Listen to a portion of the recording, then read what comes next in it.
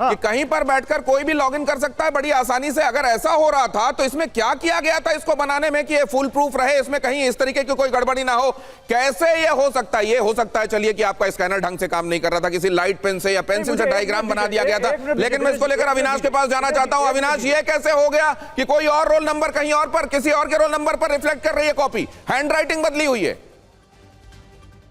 अविनाश से सवाल है मेरा, ये अविनाश जैन। सो ये जो वल्नरेबिलिटी इस प्लेटफॉर्म पे निकली, ये बहुत बड़ा हैक नहीं था। बहुत ही एक छोटी वल्नरेबिलिटी थी जिसको कोई नॉन टेक्निकल पर्सन भी बहुत इजीली फाइंड आउट कर सकता था। आप ये सोचिए कि एक पेन ड्राइव है और उस पेन ड्राइव में आपका डेटा है और वो पेन ड्राइव पब्लिकली कहीं पड़ी हुई है, तो यानी उस पेन ड्राइव को कोई भी कहीं भी कभी भी कैसे भी यूज कर सकता है। उसमें कोई ऑथेंटिकेशन लेयर नहीं लगी है, उसमें कोई यूजर नेम पासवर्ड नहीं है। सिमिलरली इधर भी ऐसे ही हुआ था।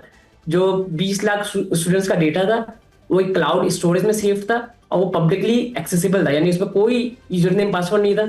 जिसके पास वो लिंक है वो उसमें से सब स्टूडेंट्स का डेटा देख सकता था, चाहे वो किसी भी इस क्लास से हो, किसी भी स्कूल से हो, और डेटा निकाल सकता था। इसके अलावा जो उनके खुद के सीबीएसई के इंटरनल पोर्टल्स थे उसमें जो पासवर्ड रखे गए थे वो बहुत ही वीक थे। एक का पासवर्ड था 1 2 3 4 5 6। आप सोचिए अगर आपका कोई सोशल मीडिया अकाउंट है और आपका उसमें पासवर्ड आपका डेट ऑफ बर्थ या आपका पेट नेम है, तो कितना इजी है उसमें लॉगिन करना। मतलब मैं उसको तो हैक भी नहीं कहूंगा, क्योंकि पासवर्ड और पासवर्ड ऐसे ही रखा है कि आप इनवाइट इन मामलों में मतलब जनरली हम देखते हैं आजकल जीमेल अगर आप देखिए तो एक तो पहले आपको पासवर्ड और एक 2 स्टेप वेरिफिकेशन के तहत आपको ओटीपी आता है, इसमें कहीं वो व्यवस्था नहीं थी। और अगर पासवर्ड भी सेट किया जाता है तो उसमें होता है कि सिर्फ मतलब उसमें सिर्फ नंबर्स ना हो, कोई स्पेशल कैरेक्टर हो, रिपीट ना हो रहा, ये सब देखा जाता है कि स्ट्रॉन्ग पासवर्ड कैसे बन जाए। 1 2 3 4 5 ये पासवर्ड है कोई? अविनाश क्विकली। एब्सोल्युटली। तो वो कोई पासवर्ड पॉलिसी नहीं थी, कोई फायरवॉल नहीं था। जब ये सिस्टम ऑनबोर्ड हुआ, सीबीएसई ने ऑनबोर्ड किया, उसका एक प्रॉपर सिक्योरिटी ऑडिट होना चाहिए था। सारे अविनाश इसको ठेका मिल कैसे गया? इसका क्वालिटी चेक क्यों नहीं हुआ? CERT.in इसका काम क्या है, क्या करना चाहिए था इसको, ये भी हम समझेंगे। लेकिन यहां पर देखिए असल में 2 मुद्दे होते हैं, क्वालिटी और कॉस्ट इफेक्टिविटी। एक कॉपी जांचने में कितना पैसा लिया जा रहा है या कितनी उसमें लागत आ रही है, और क्वालिटी कुल मिलाकर उस सॉफ्टवेयर की कैसी है जो बनाया गया है। यह था मामला जिस पर किसी को ठेका दिया जाना था। तो टीसीएस जैसी बड़ी कंपनी पर कोएम्प्ट कैसे भारी पड़ गई, यह एक सवाल है। लेकिन उसकी जो दलीलें हैं, अभी तक जो उपलब्ध दलीलें हैं वो जरा देखिए। कोएम्प्ट कैसे भारी पड़ी टीसीएस पर? कोएम्प्ट एजुटेक कंपनी कैसे भारी पड़ी? पहला फैक्टर कीमत, प्रति कॉपी जांच अनुमानित लागत। अब यहां कोएम्प्ट की देखिए 25 रुपए के हिसाब से ये 384.60। यहां पर टीसीएस का कितना आ रहा था? 53 से 65 रुपए, 951 करोड़ का ये फिगर मैं आपको बता रहा हूं।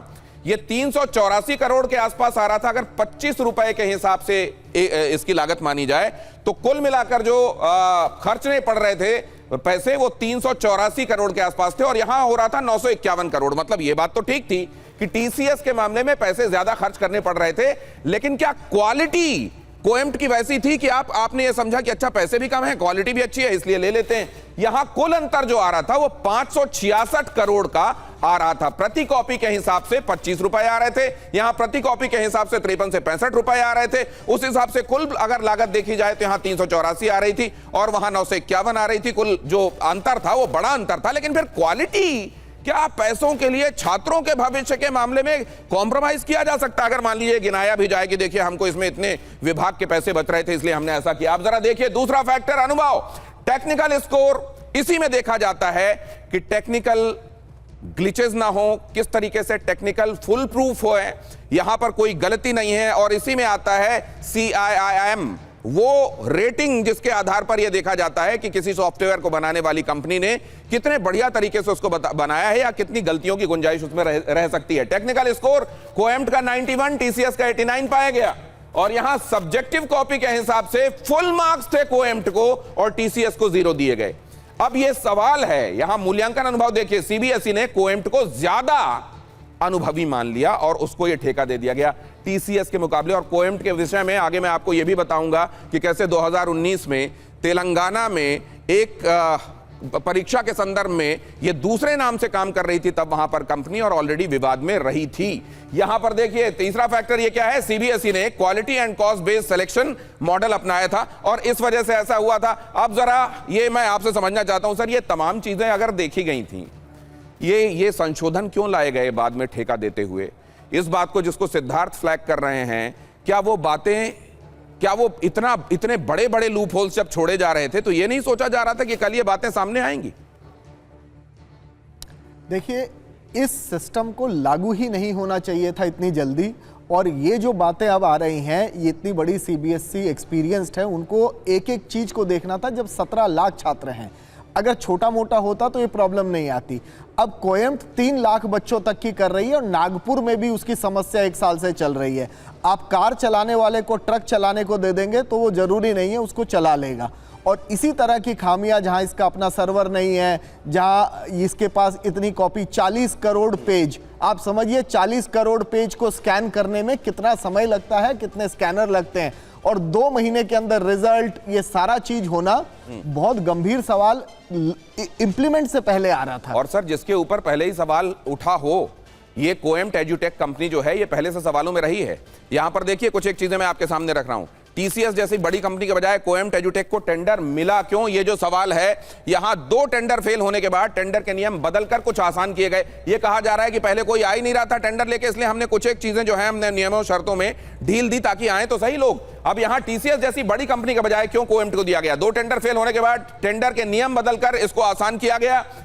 क्विकली दिखाइए, 2019 में कोएम्ट एजुटेक का नाम ग्लोबल एरिना टेक्नोलॉजीज था और इसने 2019 में तेलंगाना बोर्ड कॉपी जांच में गड़बड़ी किए थे। ये आरोप इस पर ऑलरेडी लगे हुए थे।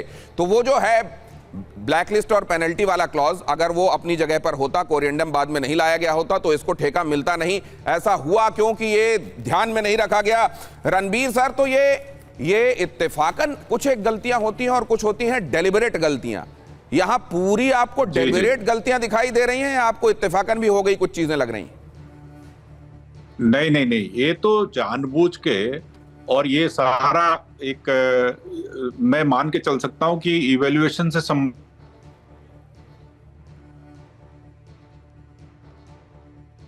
आपका सिग्नल फ्रीज हो रहा है और मुझे यह इशारा मिल रहा है कि इसके बियॉन्ड हम चर्चा को आगे अभी नहीं बढ़ा सकते। 1 सदस्यीय समिति का गठन कर दिया गया है। 1 महीने के भीतर उसे अपनी रिपोर्ट सौंपनी है और सीबीएसई चेयरमैन और साथ में एजुकेशन सेक्रेटरी का ट्रांसफर कर दिया गया है।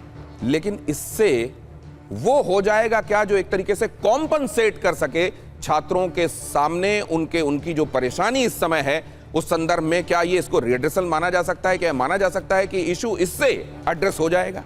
ये सवाल है अपनी जगह। आज यहीं पर इसको विराम देना होगा चर्चा को, वक्त नहीं है। बहुत धन्यवाद हमारे साथ जुड़ने वाले सभी मेहमानों का।